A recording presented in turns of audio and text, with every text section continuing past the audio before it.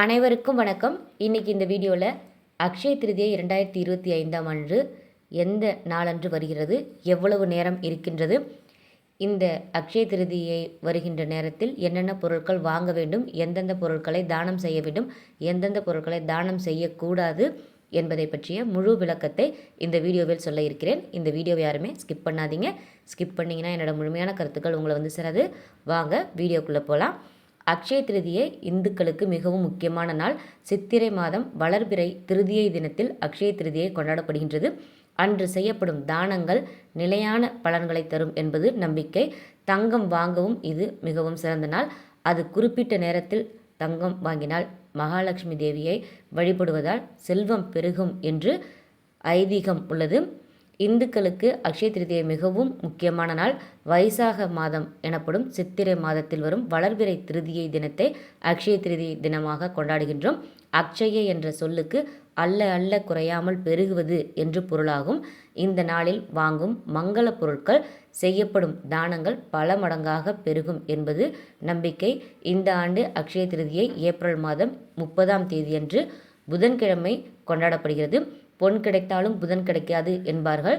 அப்படிப்பட்ட புதன்கிழமையன்று, அதுவும் ரோகிணி நட்சத்திரம் மற்றும் புதன்கிழமை சேர்ந்து வரும் நாளில் அக்ஷய திருதியை அமைந்திருப்பது மிகவும் சிறப்பானது ஆகும். ஏப்ரல் மாதம் 29ஆம் தேதியன்று இரவு 8:49 மணிக்கு துவங்கி ஏப்ரல் மாதம் 30ஆம் தேதியன்று மாலை 6:41 வரை திருதியை திதி உள்ளது. இந்த தினத்தில் காலை 5:41 முதல் 11:55 வரை பூஜை செய்ய நல்ல நேரமாகும்.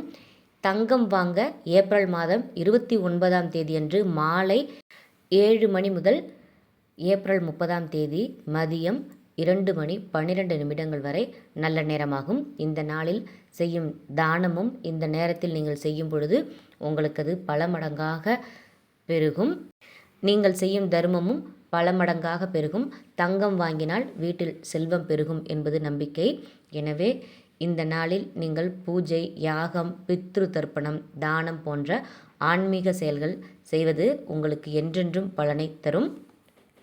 அதேபோல் ஏப்ரல் மாதம் 30ஆம் தேதியன்று காலை 5:41 முதல் மதியம் 2:12 வரை நீங்கள் லக்ஷ்மி குபேர பூஜை செய்வதும் மிகவும் நல்ல பலனை தரும். லக்ஷ்மி தேவியை வழிபட்டால் வீட்டில் செல்வம் பெருகும். இந்த வருடம் அக்ஷய திருதியை நாளன்று சோபன் யோகமும் உள்ளது. இது வைசாக சுக்லபக்ஷ திருதியை திதியில் பகல் 12:02 வரை நீடிக்கின்றது. கூடவே சர்வார்த்த சித்த யோகமும் உள்ளது. இந்த யோகத்தில் லக்ஷ்மி நாராயண பூஜை செய்தால் செல்வம் பெருகும். லக்ஷ்மி தேவியின் அருள் முழுமையாக கிடைக்கும்.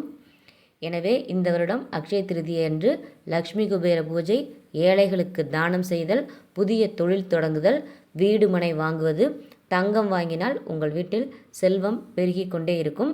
அக்ஷய திருதியை ஒரு நல்ல நாள். இந்த நாளில் செய்யும் செயல்கள் நல்ல பலனை தரும். எனவே எல்லோரும் இந்த நாளை நீங்கள் சந்தோஷமாக கொண்டாட வேண்டும். அக்ஷய திருதியை அன்று தங்கம் மட்டும்தான் வாங்க வேண்டுமா என்று சொன்னால் அப்படி இல்லை. தங்கம் ஏன் வாங்க வேண்டும் என்று நீங்கள் அந்த அர்த்தத்தையும் புரிந்து கொள்ளுங்கள். தங்கம் கலப்படம் இல்லாத ஒரு பொருள். அதனால்தான் தங்கம் வாங்கினால் செல்வம் பெருகும் என்று முன்னோர்கள் கூறினார்கள். அதே போல் கலப்படம் இல்லாத வேறு சில பொருட்களையும் வாங்கலாம். அது என்னென்ன என்பதையும் உங்களுக்கு சொல்கிறேன். தங்கம் வாங்க முடிந்தவர்கள் தங்கம் வாங்கி கொள்ளுங்கள். தங்கம் வாங்க முடியாதவர்கள் மண்பானையை முதலில் வாங்கி கொள்ளுங்கள்.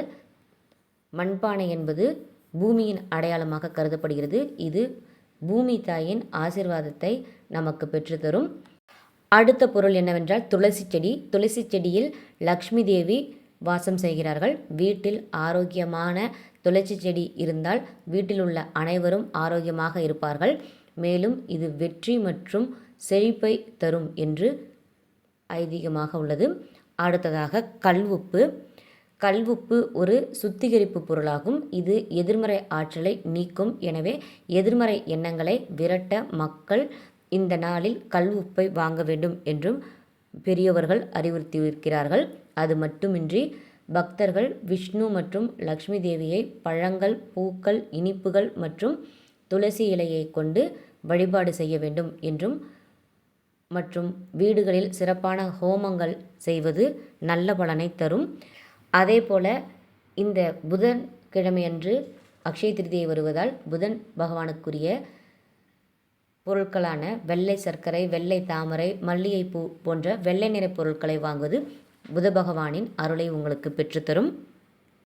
அடுத்ததாக செய்யக்கூடாத தானங்கள் என்னென்ன என்பதையும் சொல்கிறேன் கேளுங்கள்.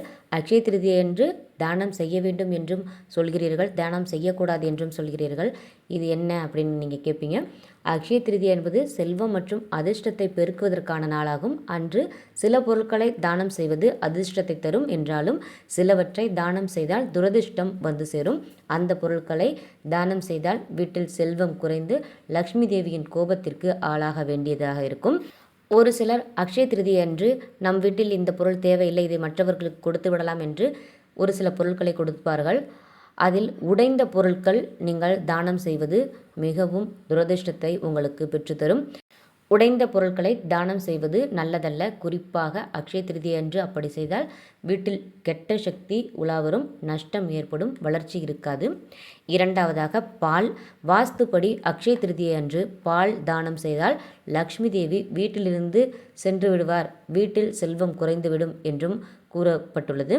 அடுத்ததாக மாலைக்கு பிறகு, அதாவது மாலை நேரத்திற்கு பிறகு பணத்தை யாருக்கும் கொடுக்கக்கூடாது.